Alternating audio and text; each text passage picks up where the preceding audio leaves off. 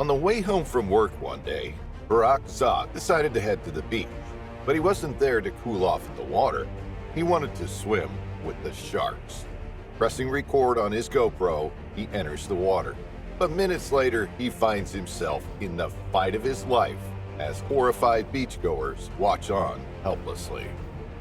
Hit like and subscribe. This is Fierce. Olga Beach, Hadera, Israel, is a tourist hotspot, but not for its golden sand and lukewarm sea. It draws in crowds for a different reason. The shallows are swarming with sharks. Their dorsal fins can be seen from the beach, carving through the water, their elongated caudal fin slicing this way and that as they dart among the waves searching for fish. And now, with sensational internet videos, the birth of TikTok, and so many people out to get the perfect selfie, people are literally throwing themselves in front of the sharks for the social media buzz it creates and the recognition they gain from being so brave. But these sharks aren't the great whites that lurk in the waters off Florida's beaches or patrol the Australian and South African coastline. They aren't the aggressive tiger sharks and bull sharks that are responsible for many attacks around the world. Instead, they are relatively docile sandbar and dusky sharks. But even these duskies can grow up to 13 feet and weigh 750 pounds and deliver a fatal bite. Olga Beach wasn't always a hive of activity for these two species of shark. They began coming to the waters in their masses when the effluent from a nearby power plant warmed the waters of Hadera Stream in 2001. The warm waters and promise of small fish bring them close to the beach. Despite their calm nature, in comparison to great white, tiger, and bull sharks, sandbar and dusky sharks are still predators, and they should be respected as such. Every few yards, there are warning signs along the sand. City inspectors patrol the beach, removing swimmers and bathers from the water. Rangers from the Israel Nature and Parks Authority work tirelessly to educate people about the dangers of these animals and the importance of them in the food chain, yet people still don't listen. The internet sensation of posting videos swimming with sharks has caught on. People flock to the area, eager to get up close and personal with these predators. The thrill of seeing the dark shadow making a beeline for their outstretched hand is worth the risk to some. Others dive on top of the sharks in a foolish and cruel attempt to ride them, and yet other imbeciles grab their tails as they swim past. It was only going to be a matter of time before a tragedy struck. Remarkably, though, it took 24 years before the sharks lashed out. On Monday, April 21, 2025, 45-year-old Barak Tzach decided to stop off at the beach after work. It was the first day back in the office after the week-long holiday of Passover. During this vacation, hundreds of holidaymakers had flocked to the sea and had tormented the sharks. Despite being a protected species, few have respect for them and only encourage them closer with bait and an easy meal. The sharks have learned to associate people with food, a dangerous lesson to teach an apex predator. Barak was from the central city of Petah Tikva, 40 minutes drive from Olga Beach.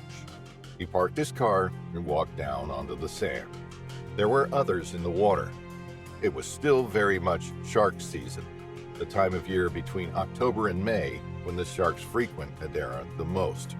But Barak wasn't interested in tormenting the sharks or luring them with dead fish. He loved wildlife and the ocean, and he had been there many times before to marvel at these creatures in their natural habitat. He pulled a mask and a snorkel onto his face, slipped on his fins, and pressed record on his GoPro camera as he waded into the water. He swam out from the beach several yards towards where he could see some dorsal fins breaking the surface of the sea. When he saw a fin not far from him, he ducked his head under the water and watched as the shark came closer. He held his GoPro out in front of him, documenting the incredible beast up close. The waters were murky and brown, but he could still clearly see the characteristic white underbelly and darker back. Its small beady eyes were unblinking, its mouth closed. Barak held his breath as it swam right past him. Then from his other side came another and another. They were all around him now, surrounding him on all sides. Barak's heart thumped in his chest.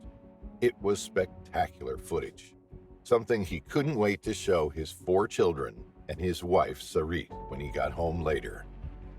A fisherman could see the danger Barak was in and shouted at him from the beach to get out of the water. The water was starting to boil and splash all around Barak as more and more sharks approached. He turned and calmly made his way toward the shore. He kicked his fins powerfully, pushing himself closer to the beach and out of harm's way. But the sharks followed. They had sensed an opportunity. Barak knew he couldn't panic. He knew that he couldn't lash out at the sharks or provoke them. Instead, with his heart in his mouth, all he could do was swim toward the beach. It was tantalizingly close, just several yards away. There were other people in the sea. Some were in knee-deep water, shrieking in excitement as they saw the sharks circling their legs. They didn't know that something terrible was about to happen just feet from where they stood. All of a sudden, Barak felt every snorkeler's worst nightmare, a sharp tug on his leg. He cried out and wheeled around. Then came another jerk. He was pulled underwater momentarily, but resurfaced again just a second later, coughing and sputtering. But the bites kept coming. As blood oozed from his bare skin and dissipated in the water around him, the sharks began a feeding frenzy. He threw his arms up in the air, trying to attract attention. Others in the water turned and saw the horror. They could see Barak flailing around. He was struggling to stay afloat, struggling to keep his head above the surface. Then a shark arched up out of the water and rolled Barak over. Other beachgoers spotted at least 3 dorsal fins circling Barak as he screamed for help. Some rushed down to the water's edge, but there was no way they were risking their lives for a complete stranger. Some took out their phones and began filming the harrowing scene. It was something that would stay with them forever, knowing that it could have been any one of them. Some shouted in shock and disbelief at what they were seeing. Despite all the people so close by, both in the water and on the beach, no help came. One woman called the emergency services. "There's something out there. A shark bit him. He's screaming for help in the water at Hadera. He's drowning. He's in the water and no one is going in to save him. There's blood everywhere. The sharks are eating him. I think he's a diver. There are a few sharks on him." The water turned bright red around Barak. The attack was prolonged.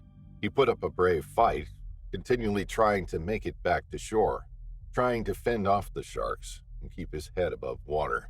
It lasted a few minutes, a few agonizing minutes. But he began to grow weak. He was losing too much blood. He was beginning to drown. And then one shark dragged him further out to sea and pulled him beneath the waves, never to be seen again.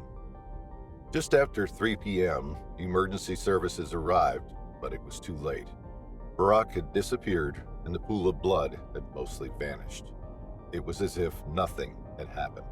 Only a crowd gathered on the beach, shielding their eyes against the sun to see if they could spot anything, to see if there was any glimmer of life from the terrifying attack. A search operation was immediately launched for the missing swimmer. Jet skis, a helicopter, and search boats scoured the water, but nothing was found, and at nightfall, the search was suspended. The following day, as dawn broke, the search continued. Police officers were joined by IDF personnel, civilian volunteers, municipal patrol officers, Magen David Adom emergency responders, Zaka search and rescue teams, and Israel Nature and Parks Authority staff. They trawled the water and combed the beach. And then, almost 24 hours after the attack, some human remains were found by some rocks near the power station. They were sent to the National Center of Forensic Medicine in Tel Aviv for identification and examination.